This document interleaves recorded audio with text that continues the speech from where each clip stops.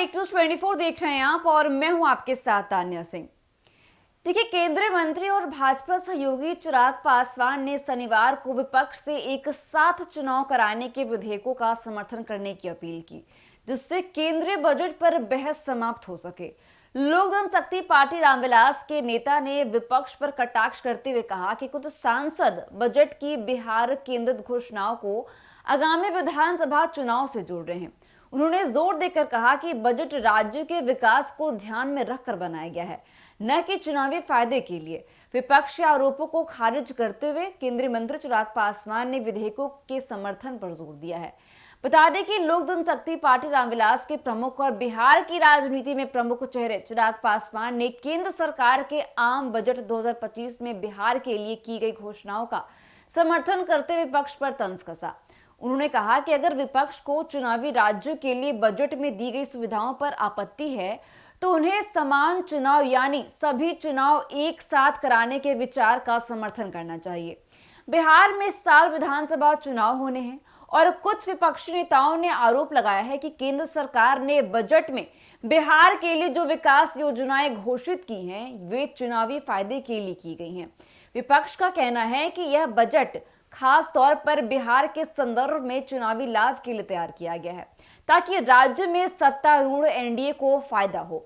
इस पर चिराग पासवान ने कहा कि अगर विपक्ष को यह आपत्ति है कि किसी राज्य को चुनाव से पहले बजट में अधिक लाभ क्यों दिया गया तो उन्हें एक साथ चुनाव कराने की बहस को समाप्त करने के लिए समान चुनाव की अवधारणा का समर्थन करना चाहिए।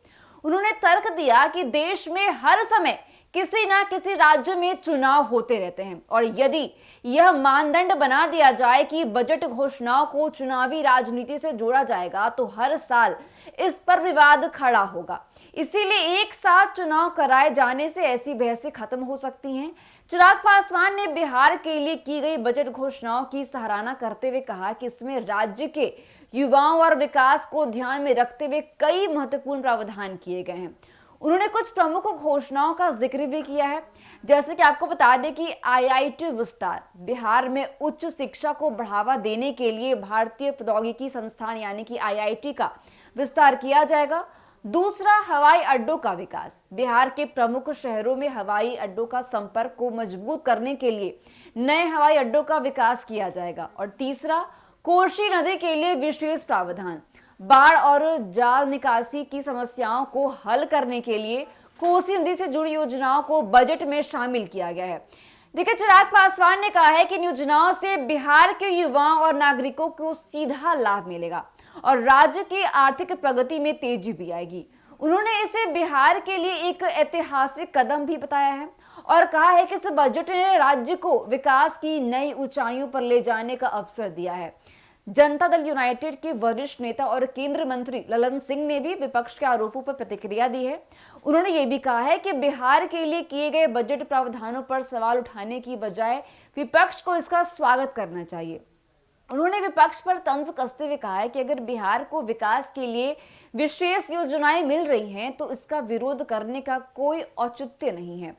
देखिए, चिराग पासवान और एनडीए नेताओं का ये भी कहना है कि बजट का उद्देश्य किसी चुनावी राज्य को लाभ देना नहीं है, बल्कि पूरे देश के विकास को सुनिश्चित करना है। वहीं विपक्ष इसे चुनावी रणनीति के तहत बनाई गई नीति भी बता रहे हैं और इस बहस के बीच बिहार को मिली योजनाएं राज्य के लिए कितनी लाभदायक साबित होंगी यह भविष्य में साफ होगा। तो ऐसी अपडेट्स के लिए बने रहिए हमारे साथ और देखते रहिए न्यूज़ 24। धन्यवाद।